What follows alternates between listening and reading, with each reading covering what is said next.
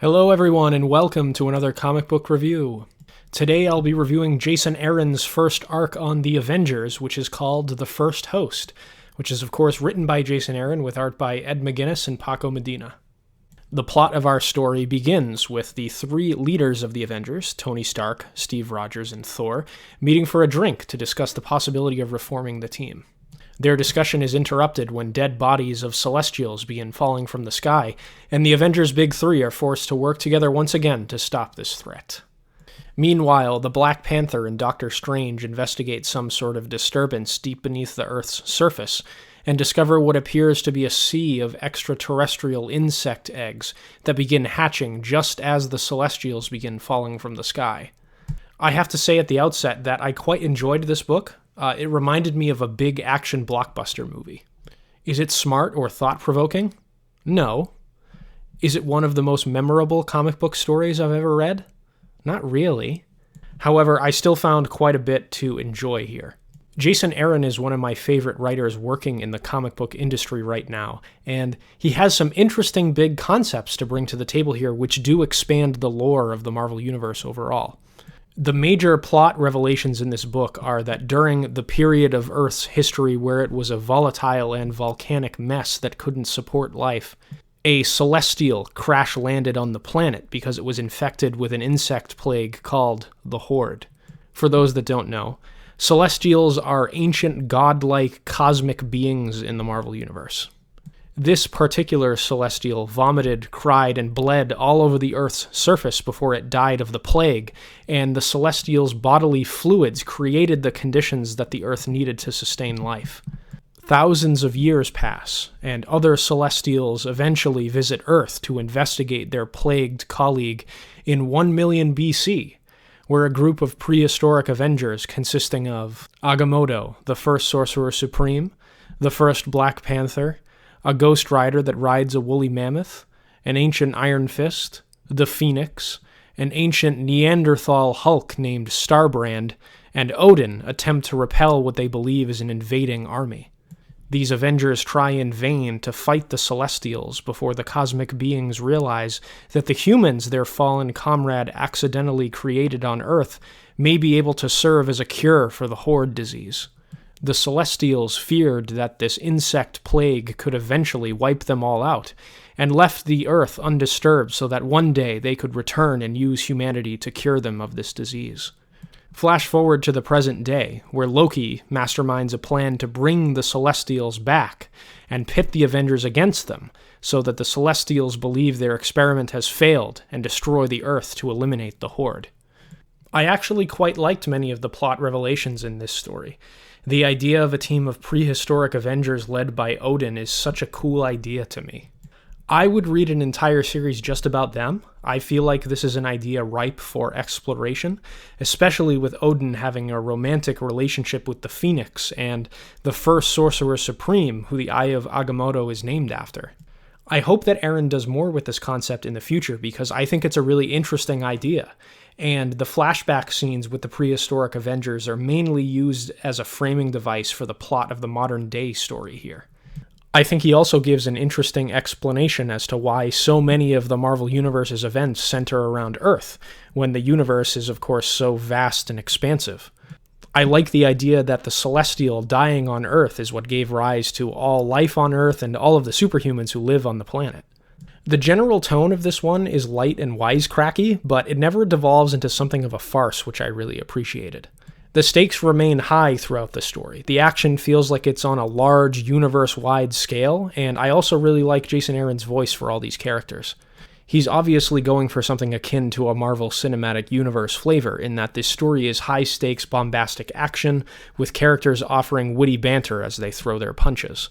During the climactic action scene of the story, Aaron uses dialogue captions to fill the reader in on how the rest of the Marvel Universe is reacting to what appears to be the Earth in its final death throes before annihilation. It really drives home just how desperate an hour this is for the Avengers as well as the entire planet. Devices like this kept me engaged and invested in the wacky action that is littered throughout this book. I also really liked the choice of characters for this team, because Aaron seems to have a great handle on all of their voices and gave them all crucial roles to play in the story. Aaron's take on Captain America, Loki, and Ghost Rider in particular were the standout characters for me here.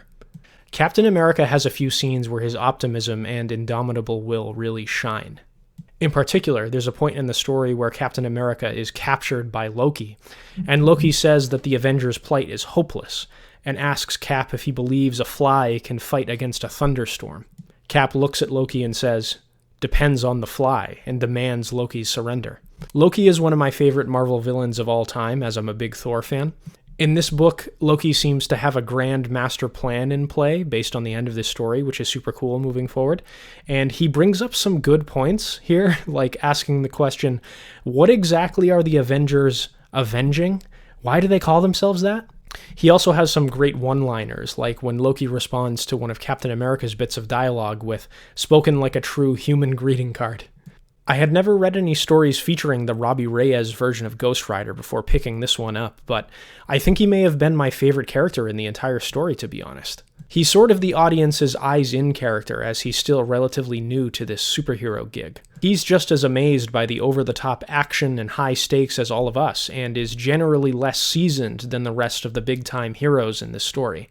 There are some fun moments where we get in his head and see that he's sort of apprehensive or scared, but feels like he has to come up with some witty banter anyway. He also has the coolest part to play in the final action sequence, in my opinion, as well, where he uses his Ghost Rider powers to pilot a dead Celestial's body into battle like a Megazord.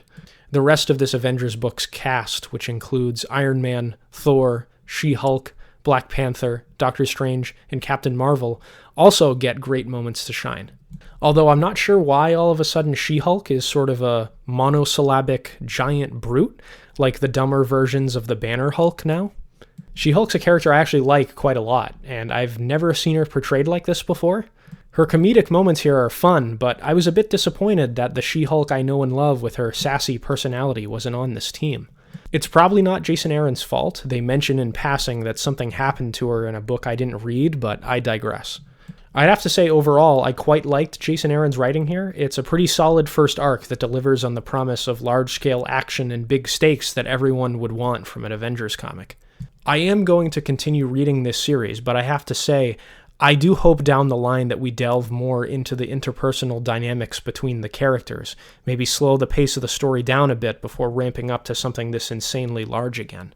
I could see an entire series of just slam-bang action like this getting a bit tiresome after a while. But I still enjoyed this individual story quite a bit.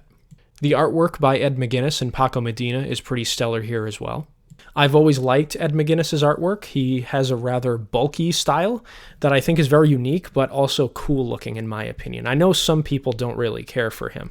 He does a great job with all of the cosmic wackiness in this story, and I think the final action scene, which is a bunch of giant things fighting each other, suits his style wonderfully. Paco Medina does some fill-in pages here and there for McGuinness, and they look pretty seamless, I have to say. Medina and McGuinness complement each other very well, and it's never jarring. I've seen books with multiple pencilers really suffer because of two incompatible visual styles before, but here it works really well. I would be fine with either McGuinness or Medina penciling the entirety of this series moving forward because they're both fantastic. All in all, I have to say I'd recommend The Avengers Volume 1, The First Host. It's dumb, comic booky fun. The closest thing I can compare this one to is the first arc of the New 52 Justice League Jeff Johns and Jim Lee did, but executed way better. It's got most of the characters you'd want to see on an Avengers team, big stakes, a classic Avengers villain in Loki challenging the team, some interesting lore additions to the Marvel Universe, and some great character moments interspersed. It's not nearly as thought-provoking as something like Jonathan Hickman's X-Men run or The Immortal Hulk, which I also reviewed recently, but I didn't really need it to be that either.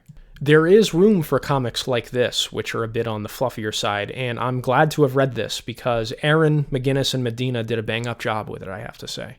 If you've read Jason Aaron's first arc on the Avengers, let me know what you thought of it in the comments below.